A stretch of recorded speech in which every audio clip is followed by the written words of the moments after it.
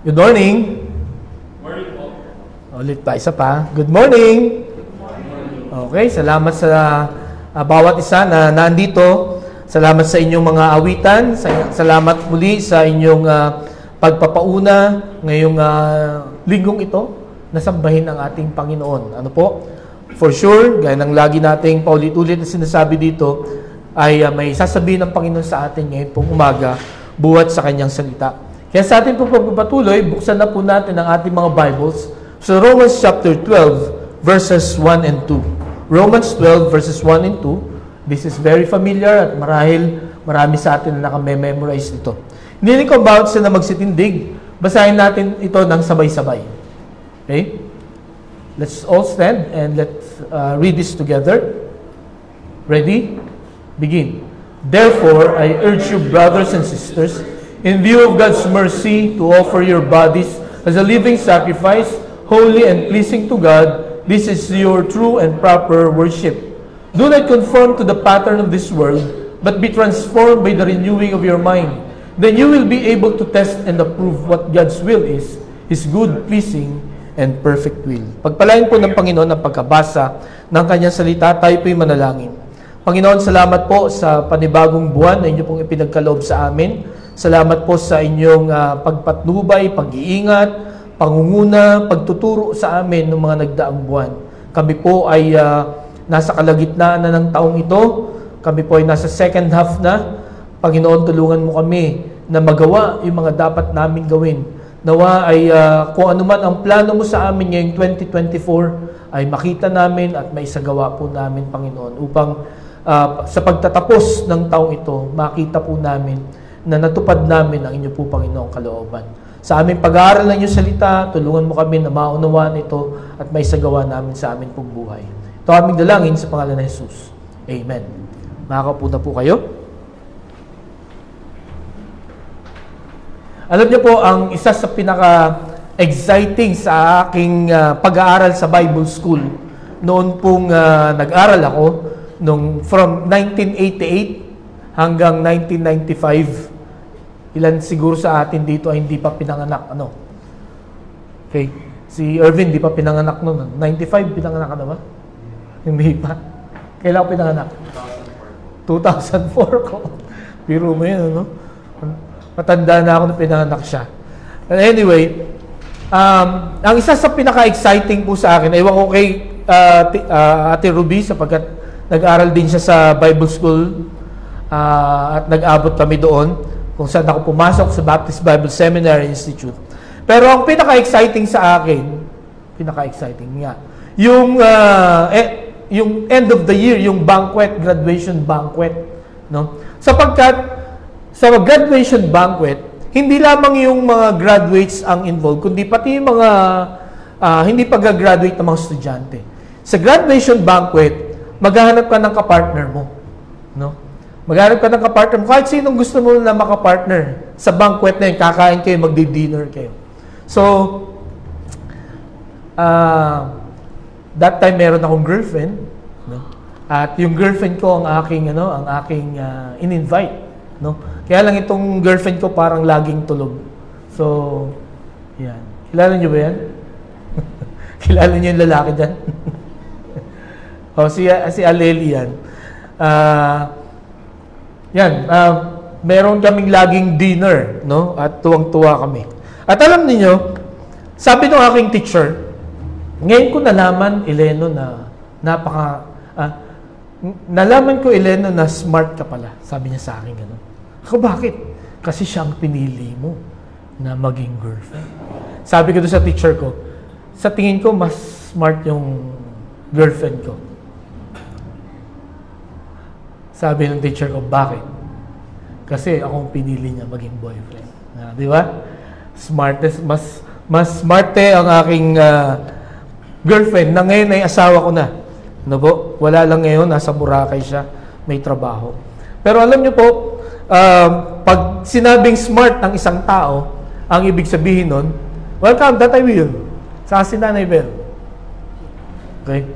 Pagka sinabing smart ang isang tao, ang ibig sabihin nun, yung iyong isipan ay matalas, ano? Ikaw ay marunong, di ba?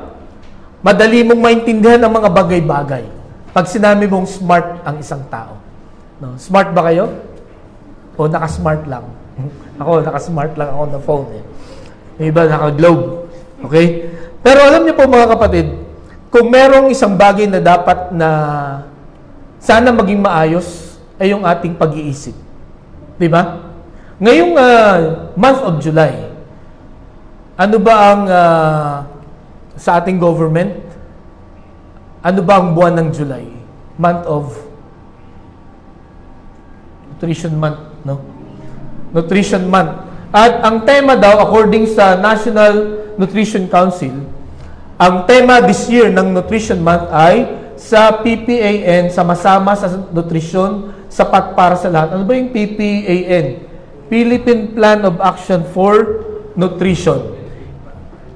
Okay? So, ang ating pong gobyerno ay talagang nag-declare ng Nutrition Month noong 1970s para tayo pong mga Pilipino ay maging aware sa kung ano ba ang dapat nating kainin. No?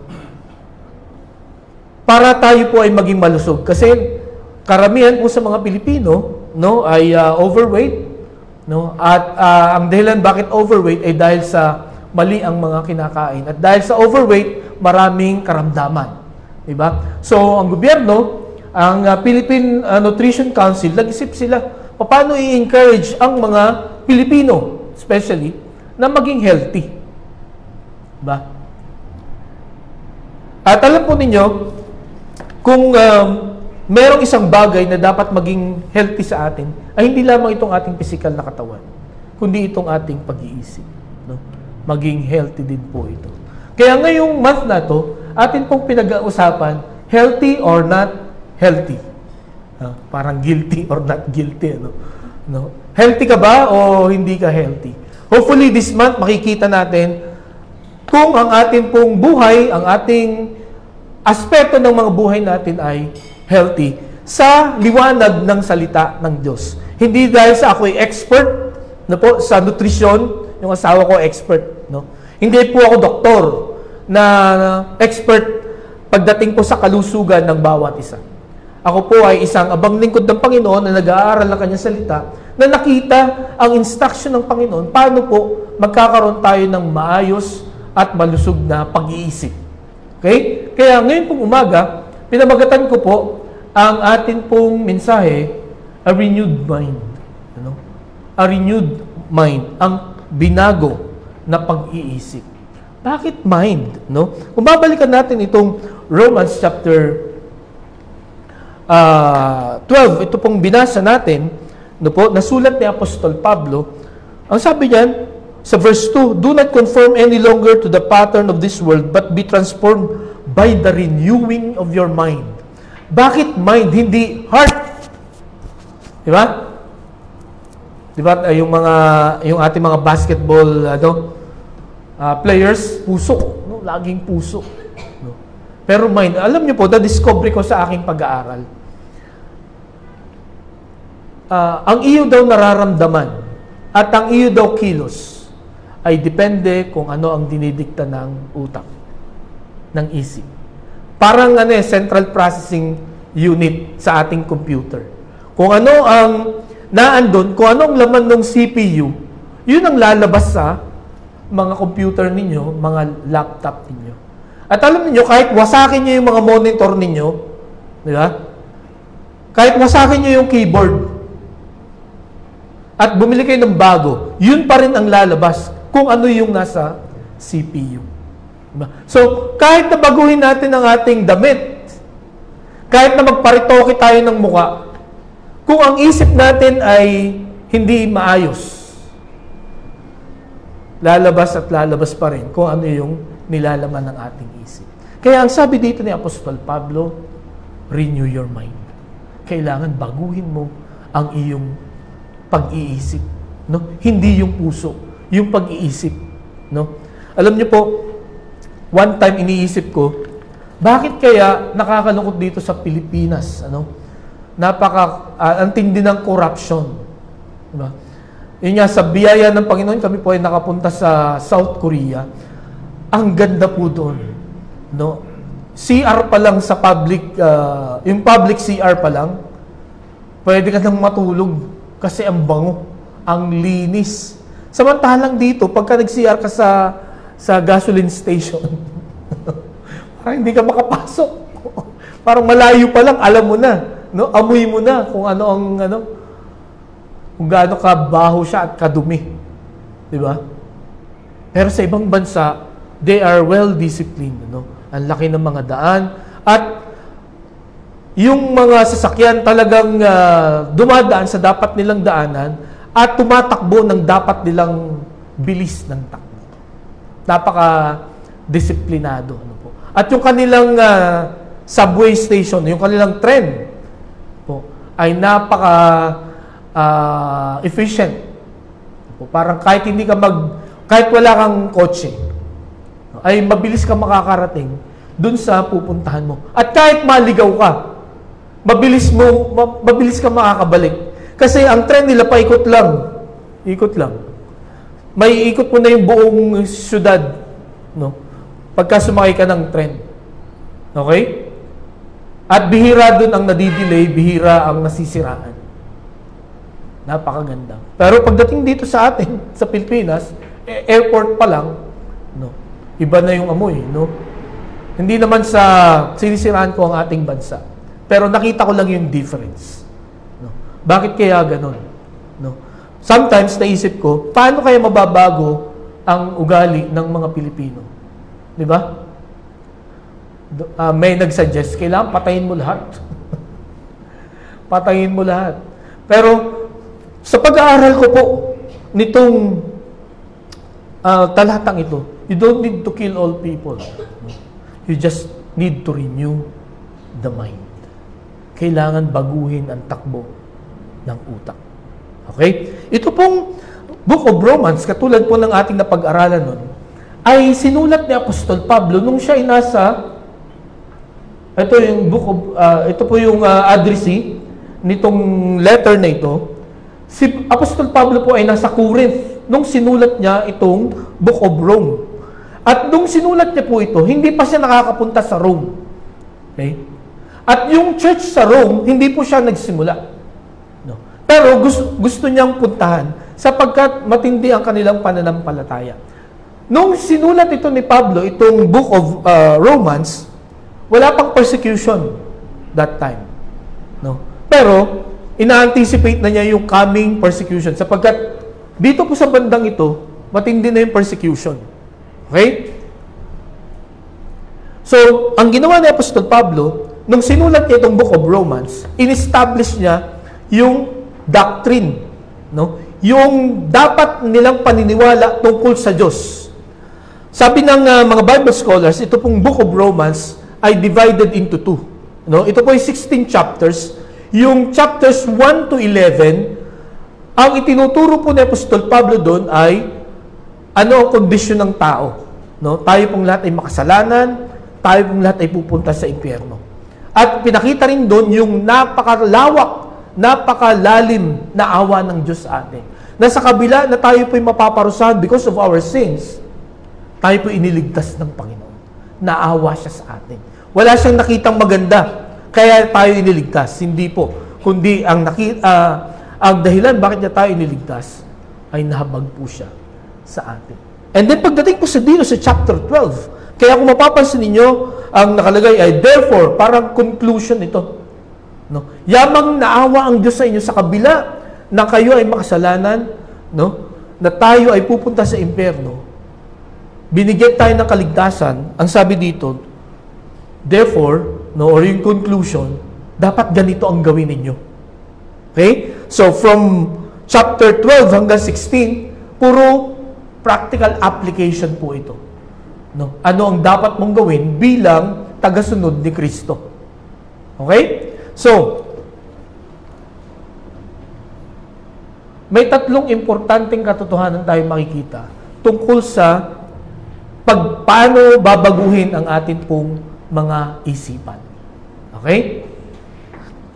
Kung babalikan, ang una po, makikita natin, the appeal to renew our minds. Or ang pakiusap, no? Or ang panghihikayat para baguhin ang ating pag-iisip. Makikita po natin yan dito sa ating talata na binasa. Therefore, I urge you. Yung salitang urge, no po? Sa Tagalog yan ay pamamanhikan. Nakapamanhikan na siguro yung mga may asawa dito. Ano bang purpose? Bakit ka mamamanhikan? Ikaw, Toti, nakapamanhikan ka na, di ba? Siya. Ano siya ang namanhikan. Nalimutan ko na pa sa Okay. Balat lang. Napapakasalan mo siya, no?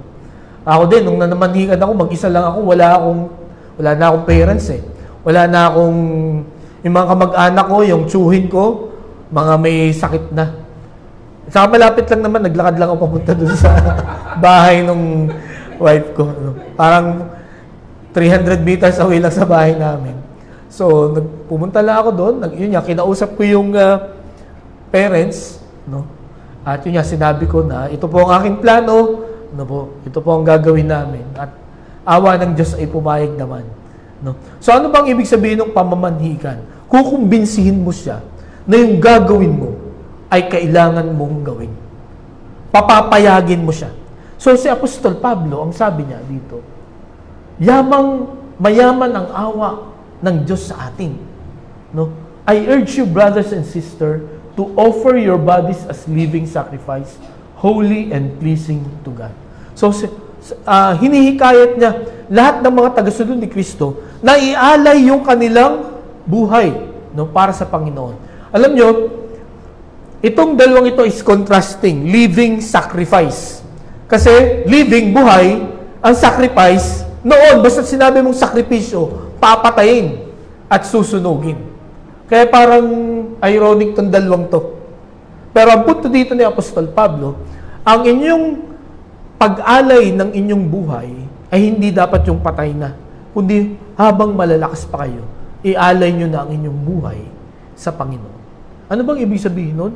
No, ang ibig sabihin nun, gawin nyo na kung ano ang pinapagawa sa inyo ng Panginoon. Yun ang pag-aalay, no, sa Kanya. Kung gagawin mo kung ano yung ipinapagawa sa iyo. At ang sabi niyan, holy and pleasing to God, this is your true and proper worship. Mga kapatid, tandaan po natin ito. Ang totoong pagsamba sa Panginoon, hindi lang yung pagdalo dito sa church, uupo dyan, makikinig, kakanta, bibigyan ng offering, then after that, uuwi na. Tapos, wala na. Malilimutan mo na kung ano nangyari.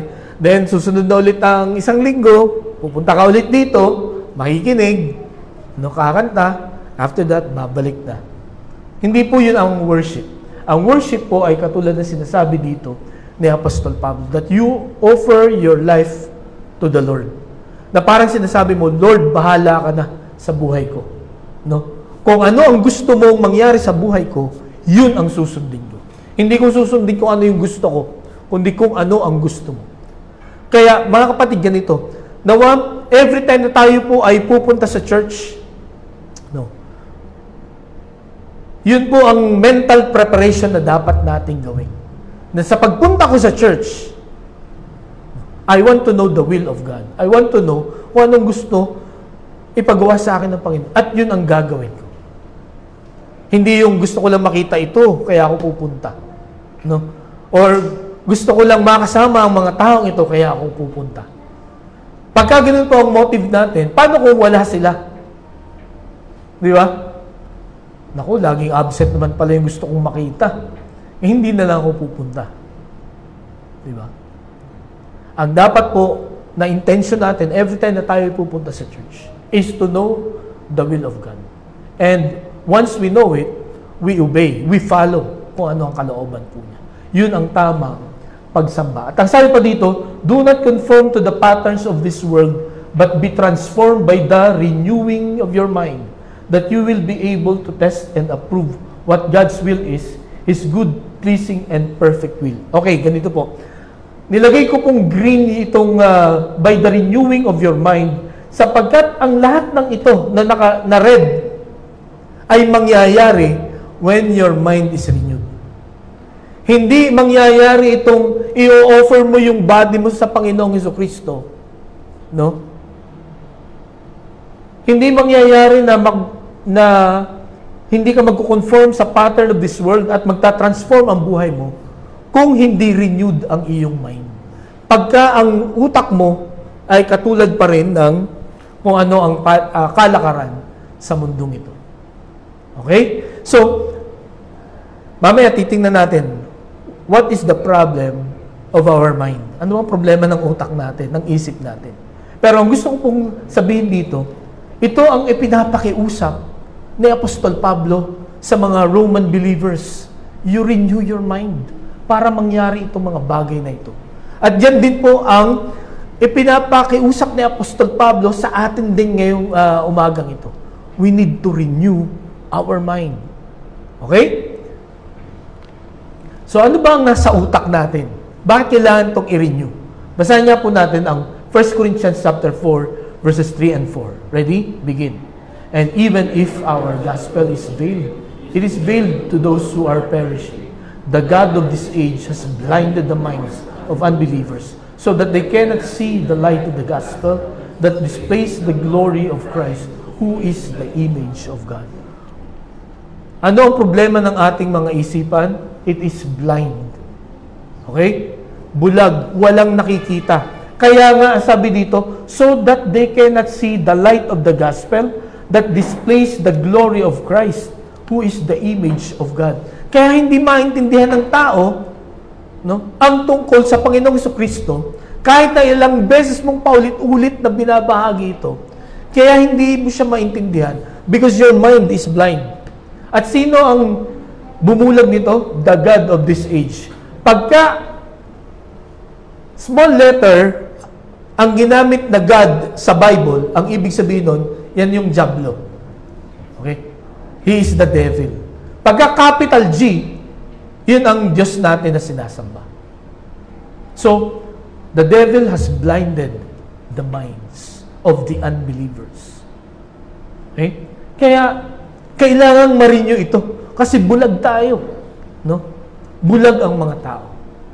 Pangalawa, sabi sa 1 Peter chapter 1, verses 13 to 14, therefore, with minds that are alert and fully sober, set your hope on the grace to be brought to you when Jesus Christ is revealed at His coming.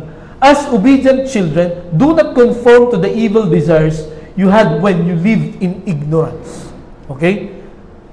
Nung hindi pa tayo nakakilala sa Panginoon, our mind is ignorant. Walang alam. Okay? Wala tayong nauunawaan. Kahit na ilang beses mo nang paulit-ulit na i-share ang salita ng Panginoon, walang effect sa atin. Parang pagpasok dito sa kanang tenga, labas sa kaliwa. No? Parang tumatalbog lang siya. Hindi siya pumapasok sa atin pong mga puso at sa ating mga isipan. Why? Because our minds are ignorant. Una, blind. Second, ignorant. Next, sabi dito, Romans 3, verse 11. Basahin nga po natin. Ready? Begin. There is no one who understands. There is no one who seeks God. Okay, there is no one who understands. There is no one who seeks God. Gusto kong pansinin itong there is no one who seeks God. No? Walang sino mang naghahanap sa Diyos. Ano ang gusto mong ipaalam sa Panginoon pag hindi mo siya hinahanap? Hindi mo siya kailangan. Di ba? Kasi, ang hinahanap ay yung kailangan. Halimbawa, kailangan mo ng gunting. No? Hahanapin mo yun. Diba? Kailangan mo siya eh. Sasaliksikin mo talaga kung saan siya nakalagay. Pero pag hindi mo siya kailangan, kahit napakalat-kalat lang yan, hindi mo yun papansinin. Di ba? Ang Panginoon, He is everywhere. No? Pag tumingin ka sa creation, makikita mo na may manlilikha. In fact, kahit tumingin ka sa sarili mo, no, mamamangha ka sa function. Imagine, paano tayo makakakilos, no? Makaka-function, wala tayong battery. Alam niyo ba yon? Wala kayong battery. Paano tayo nakakakilos ng ganito? Di ba?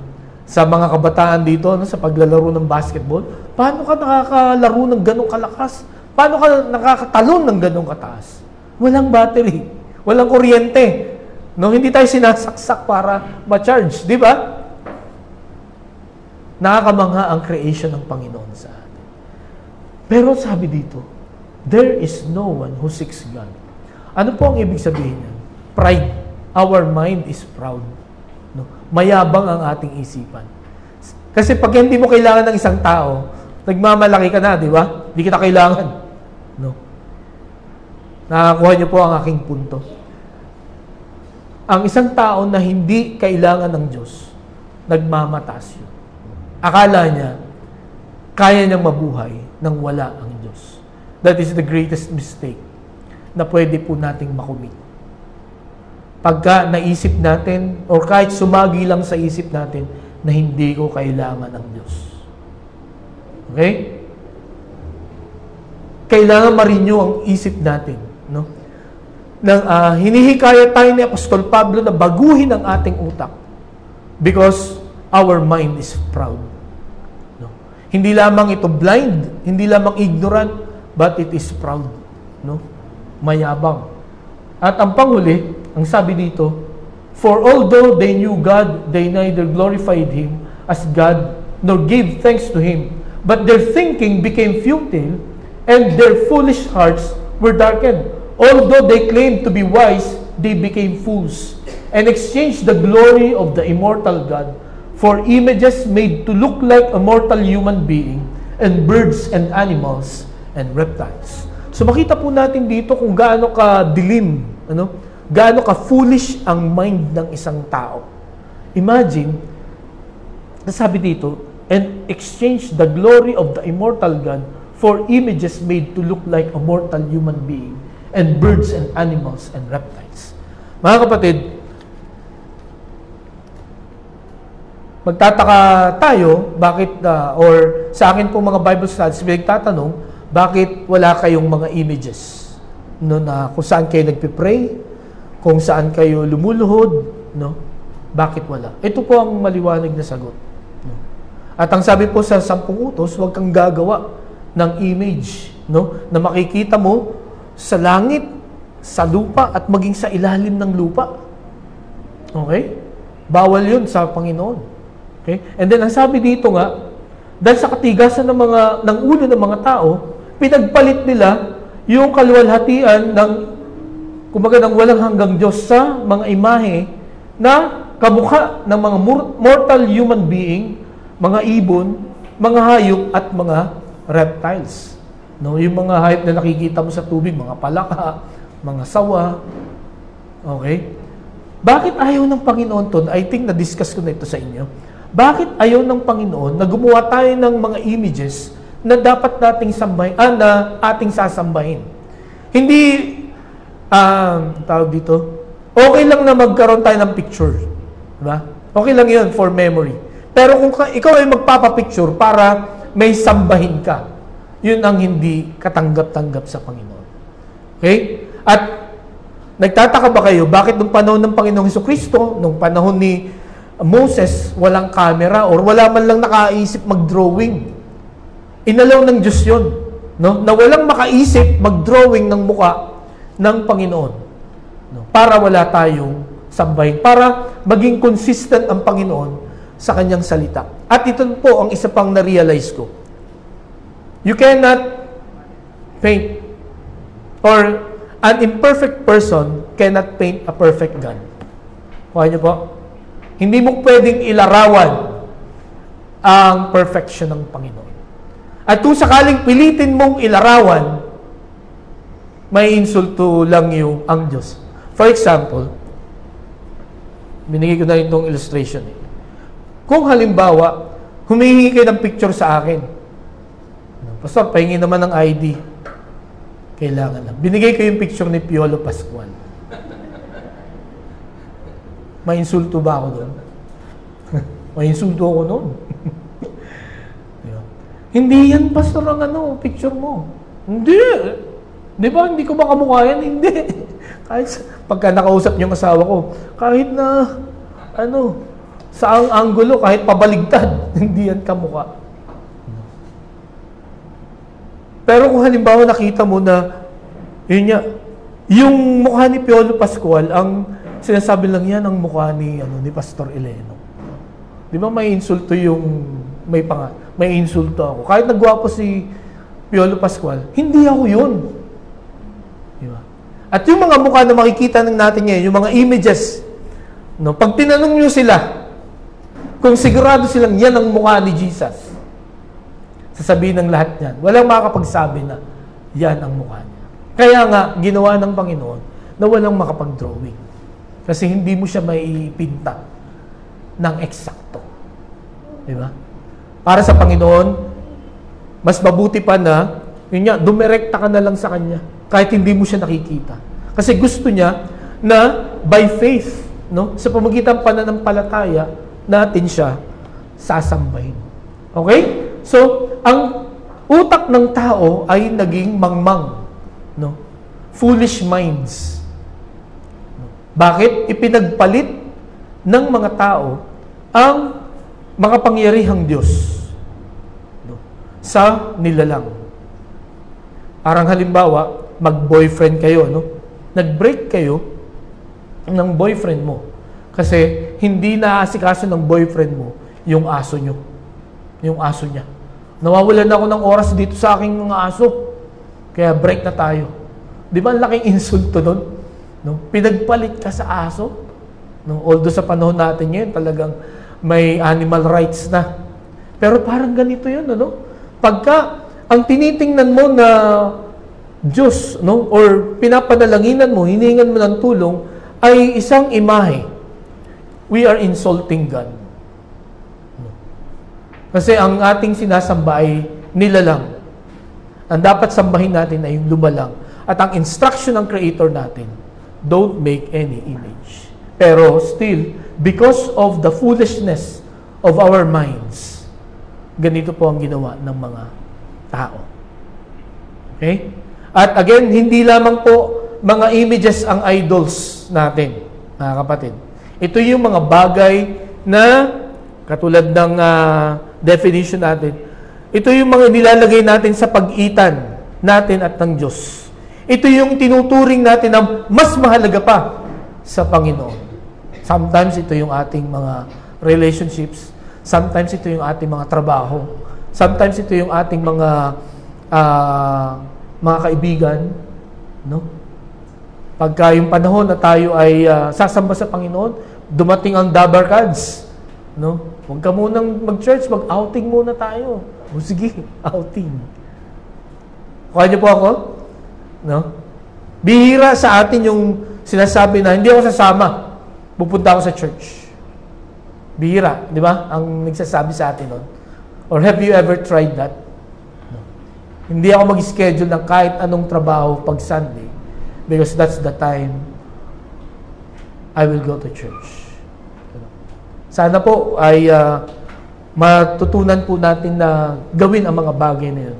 Kasi kung hindi, we're like these people. Our minds are fools, are foolish. Kasi inuuna natin ang mga, binibigyan natin ng pagpapahalaga yung mga mortal human beings than the immortal God. Yan ang dahilan bakit kailangan nating baguhin ang ating pag-iisip. No? The appeal to renew our minds. Because our minds are, ano yung una? Blind. Second, ignorant. Third, proud. And fourth, foolish. Gusto nyo bang ganun ang utak ninyo? Ang isip natin, buong buhay natin. Bulag tayo, mayabang tayo, ignorante tayo, mangmang tayo. Kung tayo, okay na yun sa atin, ang Diyos ayaw niya. The Lord will not allow us to continue to have that kind of mind. No? Kaya nga, ang sabi niya dito, you need to renew your mind. Kailangan ayusin natin, baguhin natin ang atin pong mga pag-iisip. So, ang pangalawa na makikita po natin na mahalagang katotohanan, the act of renewing our minds. Paano natin babaguhin itong utak natin na ito o itong isip natin na ito? Ngayong nakita natin na may pakiusap, may papamanhikan, no? Na kailangan baguhin ang ating utak sapagkat ang utak natin ay masama. Ang isip natin ay masama. Papaano? Siguro yun ang lagi nating tanong. So ito po, the act of renewing our minds. Papaano natin mababago ang utak natin? Ang una, we need to repent from sins. Kailangan po magsisi tayo sa atin pong mga kasalanan. Ang literal meaning po ng repent ay change of mind. Okay? Pagbabago ng isip. Okay, ang sabi po dito sa Acts chapter 3 verse 19, basahin niya po natin. Ready? Begin. Repent then and turn to God so that your sins may be wiped out, that times of refreshing may come from the Lord. So, ang sabi dito ni Apostol Pedro, si Apostol Pedro nagpipreach dito, repent then and turn to God. Change your mind. Okay? Kung ang direction mo ay papunta dito, when you change your mind, itong gagawin mo. Mag-U-turn ka. Di ba? Babalik ka sa Diyos. No? Dahil po sa kasalanan natin, tayong lahat ay lumayo sa Diyos. At wala tayong ginawa kundi gumawa ng mali. Gumawa ng salungat sa kagustuhan ng Panginoon. Pero, if you want to renew your mind, you need to repent. Kailangan, hindi lang yung magsisi na naiiyak ka dahil gumawa ka ng mali. No? Nalulungkot ka, nagagalit ka. Hindi lang yun ang repentance. Ang repentance is you change your action. Okay? Change your mind so that you can change your action. Ito. You will turn to God. No? Yun po ang tama na repentance. Na ikaw ay pupunta or babalik sa Diyos. Okay? Hindi ka lalayo sa Diyos, kundi lalapit ka sa Panginoon. Okay? Yun po ang ibig sabihin ng repentance. At kung hindi pa po natin nagagawa yan sa buhay natin, then, yung characteristics po ng human minds ay nasa utak pa rin natin. No? It's still blind, no? Proud, ignorant, and foolish. Pero kung gusto mong ayusin ang utak mo, ang isip mo, you need to repent. You need to change your mind. Kung naalala niyo po, ang prodigal son, no po? Nung siya ay nagpakalayo-layo, hiningin na niya yung mana niya sa kanyang tatay, nagpakalayo-layo siya, ginastos niya kung saan-saan. No? Sa bisyo, sa sugal, sa babae, ginastos niya yung kanyang pera, hanggang sa naubos. Hanggang sa wala na siyang makain. Kaya namasukan na lang siya at nagpakain ng baboy. No? At dahil sa gutom niya, pati yung kaning baboy, kinakain na rin niya. At dahil sa tindi nung kahirapan na naranasan niya, nagising siya sa katotohanan. He changed his mind. Kaya siya bumalik sa kanyang tatay. Okay? Salamat sa Panginoon sapagkat sa panahong ito, no, kahit gaano ka kalugmok sa kasamaan, once you repent, mga kapatid, once you decide to turn to God, God is there, no, waiting for each one of us. Lagi siya naghihintay. Kung saan mo siya iniwan, naandun pa rin siya. Ano? At yun nga, ang sabi niya dito, your sins may be wiped out. No? Imagine, pag bumalik ka sa Panginoon, lilinisin niya ang mga kasalanan mo, that times of refreshing may come from the Lord. You will be refreshed. No? Lalakas ka ulit. No? Sisigla ulit ang buhay mo pag ikaw ay bumalik sa Diyos. Tandaan nyo ito, pag lumayo tayo sa Panginoon, manghihina tayo, gugulo ang ating pong buhay. Pero pag tayo po ay nagdesisyon to change our minds, to change our actions, to go back to God, ito po ang mararanasan natin. Kapatawaran, no, at kasiglahan ng ating pong mga buhay. So, kumusta ang ating pong mga buhay ngayon pong umagang ito? Do we need to repent? No? We need to repent. Okay? So, yun po ang una. Repent from sins. Second, rely on the Spirit of God. No? Umasa po tayo sa Espiritu ng Panginoon or sa banal na Espiritu. Ang sabi dito, sa Ephesians chapter 1 verse 13, paano ba tayo magkakaroon ng Holy Spirit? Ang sabi diyan, and you also were included in Christ when you heard the message of truth, the gospel of your salvation. When you believed, you were marked in Him with a seal, the promised Holy Spirit. Ang sabi diyan, nung tinanggap mo si Jesus bilang sarili mong tagapagligtas, binigyan ka ng banal na spirit, Okay? So, hindi mo lang siya basta hihingin, kundi kailangan tanggapin mo si Jesus bilang sariling tagapagligtas. No? At kalakip doon, seselyuhan ka ng pinangakong banal na spirito.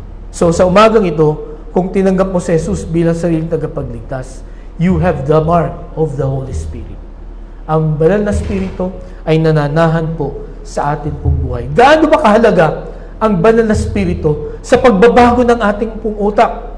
Okay? Tandaan natin mga kapatid, kung sa sariling lakas lang natin, hindi mo natin kayang baguhin ang ating pong utak, ang ating pong ugali.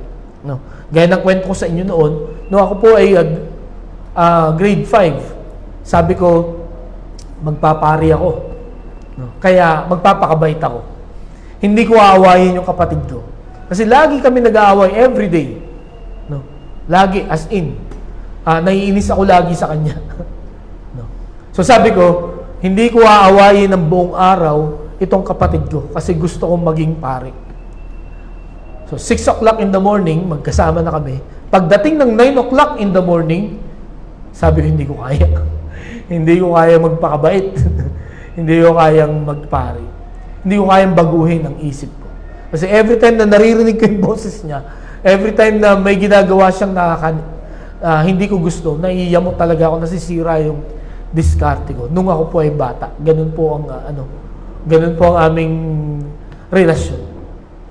So, kung sa ganang atin lang, hindi mo mababago ang isip at puso mo.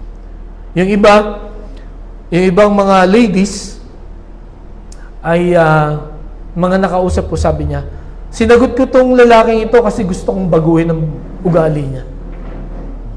Kaya lang, nakakalungkot, hindi niya kaya. Sumuko din. Diba? Hindi natin kayang baguhin ang ating mga ugali. We need the Holy Spirit to change our mind, to renew our mind. No? Ang sabi po ng Panginoong Jesucristo, basahin niya po natin sa John chapter 14, 25-26. Ready? Begin.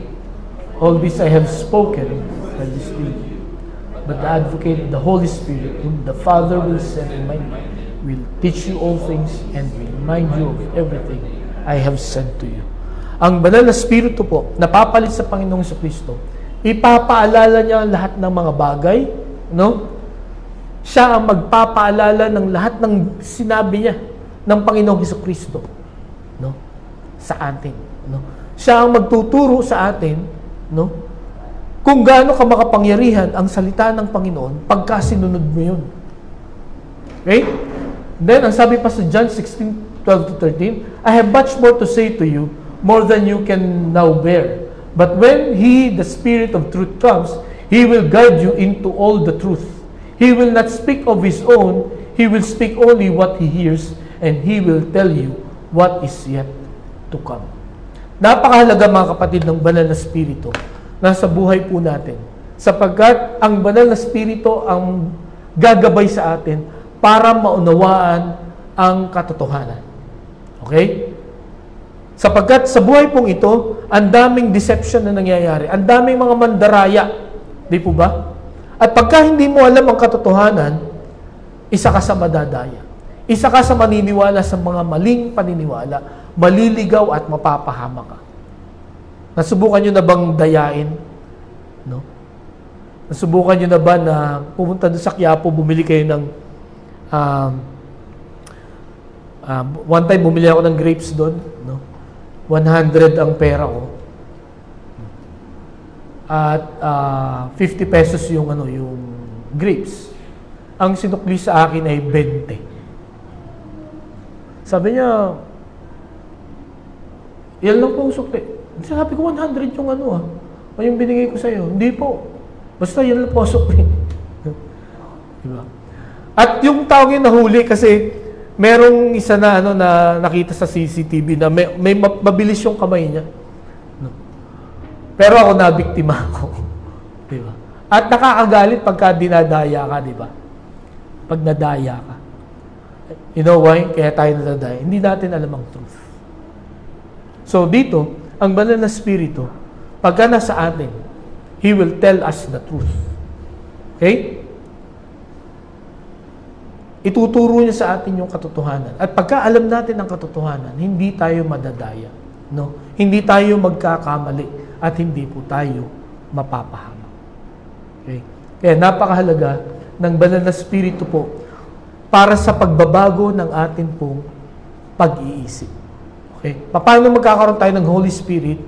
Kailangan tanggapin natin si Jesus bilang sariling tagapagligtas. Doon lamang tayo magkakaroon ng banal na spirito. Okay? So, we need to rely on the Spirit of God. No? Umasa po tayo sa kung anong ituturo niya sa atin.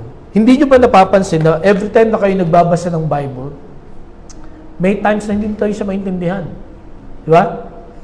At ako po, to tell you honestly, kahit ako'y marami ng beses nagbasa ng Bible, there are times, 1 week ko na siyang binabasa, hindi ko pa rin talaga siya maintindihan.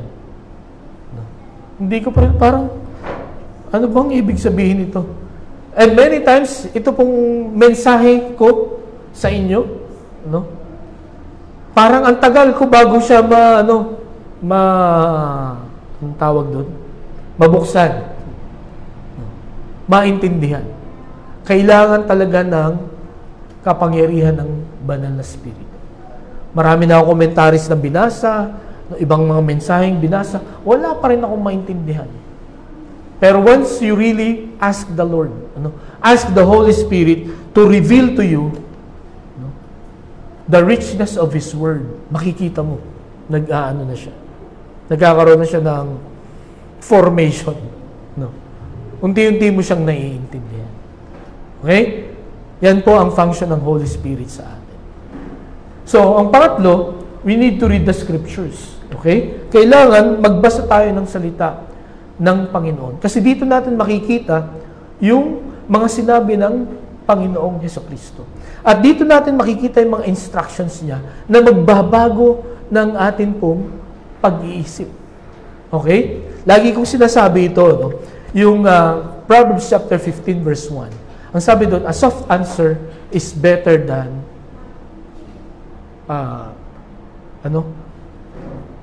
hindi pala. A soft answer turns away wrath. Okay? But a harsh words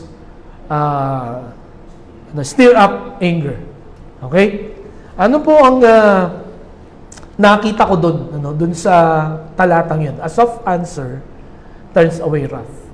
So, sa mag-asawa, hindi nga maiiwasan na magkainisan kayo, magkagalit kayo, magsalitaan kayo, magkasakitan kayo through words.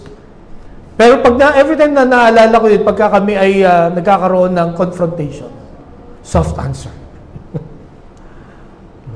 At nasubukan ko siya. So, yun nga, lagi kong sinasabing sabayang bigkas, pataas ng pataas yung boses. So, bigla ako naalala yun, binaba ko yung boses ko. Yun, nagkabati na agad kami. Hindi lumaki yung problema. Pero kung tinaas niya yung boses niya, tinaas mo rin, nagtataasan kayo, walang mangyayari talaga. So, doon makikita yung power ng word. Doon makikita yung application when you keep on reading the Word of God. At ang sabi pa nung ni Spurgeon, pag hindi daw occupied ng Word of God ang utak natin, ang isip natin, the devil will put something in your mind. At ang sabi pa niya ni Spurgeon, when your minds are idle, you are inviting Satan to tempt you. Okay? Pagka yung blanco yung isip mo, iniimbita mo si Satanas na tuksuhin ka. Imagine, ikaw pa yung nag-i-invite pala pagka gano'n. Kaya, mga kapatid, yung atin pong Bible reading every day, di ba? Yung atin pong mga quiet times, yung ating mga devotions, yung mga nababasa nyo sa inyong mga Facebook, yan po ay ibinigay. Hindi po para may magawa lang tayo. Or hindi para abalahin tayo tuwing umaga. Kundi para punuin ng salita ng Diyos ang ating pong utak. To expose us to the Word of God. Sapagkat pag-expose po tayo sa salita ng Diyos, our minds will be renewed. And when our minds are renewed, malayo po tayo sa tukso. Kung may kabigatan, may pagsubok tayong madadaanan, when our minds are occupied with the Scriptures, mapapagtagumpayan natin yun. Malalaman natin, ipapaalam sa atin ng Panginoon ang solusyon sa mga problema na yun. Kaya kung ano man ang problema nyo ngayon, ano man ang problema natin sa oras na ito, you expose yourselves to the Word of God. You read the Word. Sasagot yan. Sasabihin ng Panginoon anong solusyon sa inyong problema. Ang sabi po sa John 17:17, sanctify them by the truth. Your word is truth. Okay? Ang salita ng Diyos ay katotohanan. Kung gusto mong makakita ng katotohanan, magbasa ka ng Bible. Okay? Doon ka makakita ng purong katotohanan. At lahat ng sasabihin yan, kahit taliwas sa iyong paniniwala, you have to follow kung ano man ang sinabi ng Bible because that is the truth. Okay? At ang sabi pa sa Romans, the truth will set you free. Okay? Papalayain ka ng katotohanan. Okay? And then sabi sa Psalm 119, verse 105, basahin nga po natin. Ready? Begin. Your word is a lamp for my feet, a light on my path. Bakit mo kailangan ng ilaw?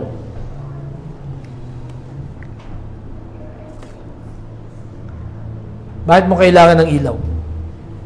Ang liwanag. Para hindi ka madapa, makita mo yung hindi mo dapat daanan. At para makita mo yung dapat mong daanan. Di ba?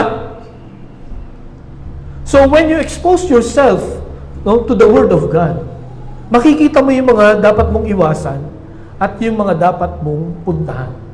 Nakuha niyo po ako.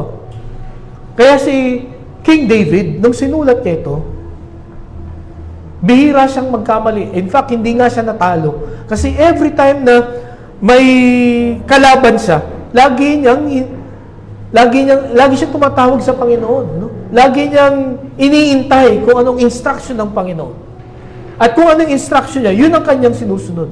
Kaya hindi siya natatalo sa laban.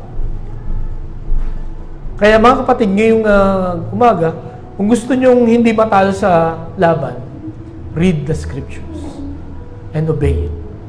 Sundin po natin ang salita ng Panginoon. Okay po? So yun po ang makikita natin na pangalawa, na mahalagang katotohanan in renewing our minds. Ano po? Nakita po natin na may pakiusap. No? May appeal to renew our minds, the act of renewing our minds, and then ang panghuli, the pictures of a renewed mind. Ano ang itsura when your mind is renewed? No? Ano ang itsura pagka ang iyong isip ay binago na? Okay. Balikan po natin ito. Therefore, I urge you, brothers and sisters, in view of God's mercy, to offer your bodies as living sacrifice, holy and pleasing to God. This is your true and proper worship. Don't conform to the pattern of this world, but be transformed by the renewing of your minds. Then, you will be able to test and approve what God's will is, His good, pleasing, and perfect will. Ang una po, na larawan na may binagong pag-iisip ay ito. Ito pong to offer your bodies as living sacrifice, holy and pleasing to God. This is your true and proper worship. Yan po ang una. Pangalawa, be transformed. No? Ang ibig sabihin ng be transformed dyan, inside and out, magbabago po tayo. Okay? Babaguhin natin yung ating ugali, babaguhin po natin yung ating kilos. Okay? And then ang pangatlo, na larawan ng ng renewed mind ay, you will be able to test and approve what God's will is. So, sinamarize ko po yun sa tatlong salita. The pictures of renewed mind. Una, correct worship. Tama ang iyong pagsamba sa Panginoon.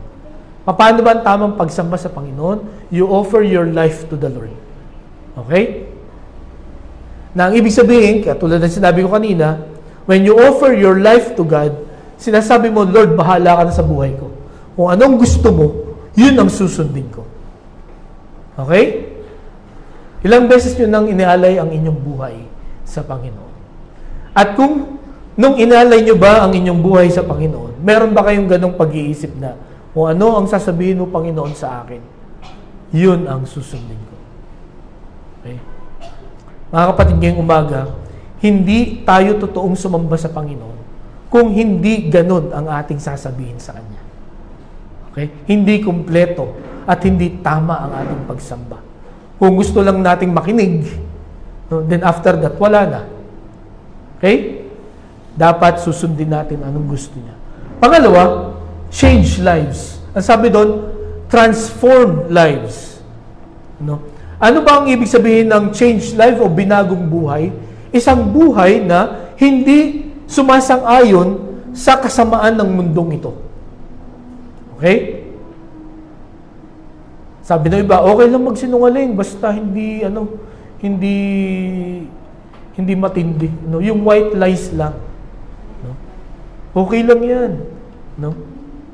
Pero sa Panginoon, walang kulay ang pagsisinungaling. Walang size ang pagsisinungaling. Maliit o malaki ay kasalanan sa Panginoon. Pero ang maganda sa Panginoon, pag hiningi mo ng tawad ang ating mga kasalanan, walang malaki o maliit na hindi niya kayang patawarin. Pero kung hindi mo siya hiningi ng tawad, wala rin malaki o maliit ang hindi niya kayang parusahan. Kuha niyo po ako. So, mga kapatid, ang larawan ng may binagong pag-iisip, nagbabago kanyang buhay. Kung dati palamura siya, nung nagbago na ang kanyang isip, nung sinusunod na niya kung ano sinasabi ng Panginoon, nababawasan na siya. Hanggang sa mawala na. Kung mahilig siya magsinungaling, or ibang mga kasalanan ang kanyang ginagawa everyday. At ito po, kung dati okay lang sa ating gumawa ng kasalanan, proud pa tayong gumawa ng kasalanan, when we have a renewed mind, magkakaroon po ng pagbabago ang ating pong buhay. Ano po ang ibig sabihin nun? Hindi na tayo natutuwa. Hindi na tayo nag-i-enjoy and we are not proud anymore to do sins. Pero kung sinasabi natin na may renewed mind na ako, pastor, pero tuwan-tuwa ka pa rin gumawa ng kasalanan, pinopost mo pa sa Facebook, mga pinagagagawa mo, then what you're saying is not true. Hindi mo totoong tinanggap si Jesus bilang sariling tagapagligtas. Sapagkat ang tunay na may pagbabago sa buhay, o ang tunay na tumanggap sa Panginoon bilang sariling tagapagligtas at may binago pag-iisip, dapat may pagbabago ang kanyang buhay. Not necessarily malaki agad. Pwedeng unti-unti, maliit lang, pero unti-unti may changes. Okay? So, change lives po. Binagong buhay. So, kumusta ang atin po mga buhay, mga kapatid? Nakikita niyo po ba yung pagbabago? Nung tinanggap natin si Jesus bilang sariling tagapagligtas, nakikita po ba natin yung pagbabago? And then ang panghuli, confirmation of God's will. Ang sabi doon, pagka na-renew ang iyong isip, malalaman mo yung kalooban ng Diyos. Yung perfect, yung good will of God. Kasi malilinis na yung utak mo eh. Alam niyo po ba ang kalooban ng Panginoon? It's always available. Nandiyan na ang gusto ng Panginoon sa atin. Nasa Bible nasa mga naririnig na natin, every day in our lives, I believe, God is revealing to us His will. Pero bakit hindi natin siya marinig? Bakit hindi natin siya makita? Because our minds are not renewed. It is preoccupied with a lot of things. Marami tayong boses na pinapakinggan. Marami tayong gustong gawin. Natatakpan yung mga mata natin ng ating mga ambisyon sa buhay. Hindi naman masamang magkaroon ng ambisyon. Pero kung tinatakpan nito, hindi nito pinapansin ang gusto ng Panginoon, then doon po nagkakaproblema.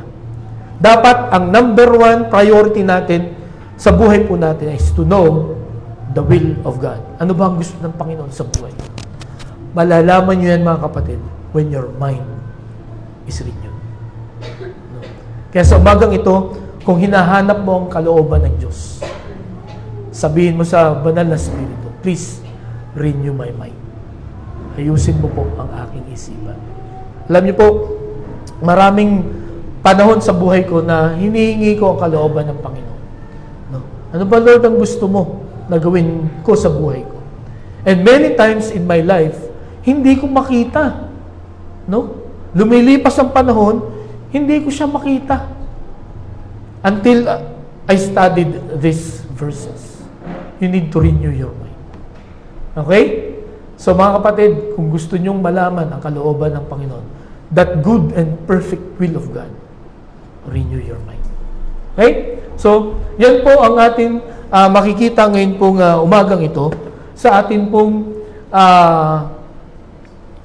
kung kailangan nating maging healthy, no? The first thing na dapat po nating ayusin ay yung ating isipan. No? Paano po mangyayari ito? We need to renew our mind. No? At ang banal na spirito po ang makakapagbago lamang ng ating pong isipan. At tunay po na napakalaki ng pagpapala na atin pong matatanggap. No? May enjoy natin ang buhay na binigay sa atin ng Panginoon sa kabila ng maraming pagsubok, maraming hamon sa mundong ito. When our minds are renewed. Okay po? So sana ito po ay nagbigay ng encouragement sa atin at lalo nagpatatag ng atin pong pananampalataya. Tayo po'y manalangin. Panginoon, salamat po sa paalaala ng inyong salita. Ang verses na ito ay very familiar at marami na kaming mensahe na narinig. Pero salamat, Panginoon, sapagkat ipinakita mo sa amin ngayong umaga paano maaayos ang buhay namin. Paano kami magkakaroon ng isang buhay nang naaayon po sa inyong kalooban. Lord, help us to renew our mind. Suko namin ang aming buhay sa inyo. Tanggapin namin si Jesus bilang sarili naming tagapagligtas. At hayaan namin ang banal na Espiritu na kumilos sa amin pong buhay. Sundin namin kung ano man ang kalooban niya. Ito ang aming dalangin sa pangalan ni Jesus. Amen.